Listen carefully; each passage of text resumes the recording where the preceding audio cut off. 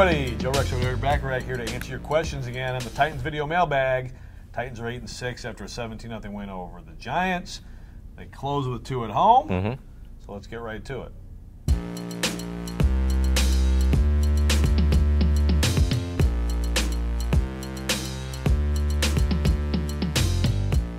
I think that's a huge question moving forward, and maybe it's not a huge question against Washington and Josh Johnson, but you know, if you project ahead to the final week of a winner-take-all type game, maybe against the Colts and Andrew Luck, I just think that's a really big loss for the Titans. LaShawn Sims is a nice player, and it's great to have him on the bench, but I think Logan Ryan's more than just a good corner. He's a big kind of leader and cornerstone of this defense. Yeah, I mean, I agree. I think LaShawn Sims is you know, it's great to have a guy like that as your backup, but Logan Ryan, to me, is the quarterback of that defense, and you have, you know, a bunch of veteran guys that, you know, take up that mantle now, but he's just such an important part of what they do, and I still have faith in the secondary. I think there's still a lot of talent back there, but it's a big hit, and I don't think that production can really be made up, you know, when we're talking about both leadership and what he does on the field at this time of the year, to be honest. Yeah, he's a great blitzer, so there's a lot of things, and I think Kevin Byard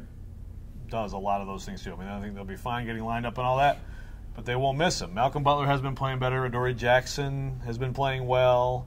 Byard had a huge game against the Giants, so at least everything's trending well in that group.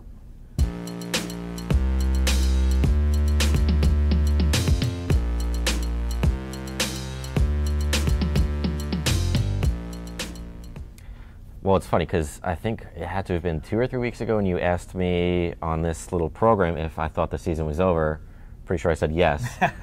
Now, I mean, you know, I think everything's sort of lining up for the Titans to you know, make it play some December or January football.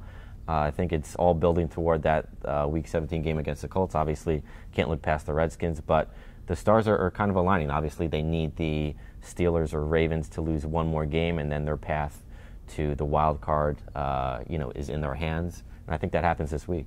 Yeah, I mean, after the Titans and Washington play, the Ravens are at the Chargers. The Chargers are playing probably as well as anyone, and they're fighting for the #1 seed and the AFC West. And then the next day, the Steelers are at the Saints. I'll be very surprised if at the end of this weekend we aren't talking about the Tennessee Titans, you know, playing for a playoff spot on the last day of the season.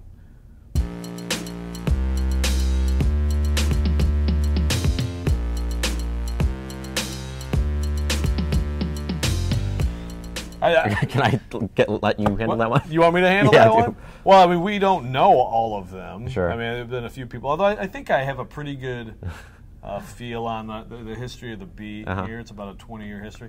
The easy answer is it's Jim Wyatt. I mean, Jim Wyatt, and probably just because he's the nicest guy in the world, but also, I mean, he was a legendary reporter here and really in the NFL. So all due respect to everybody else. You know, some friends in that group as well. Right.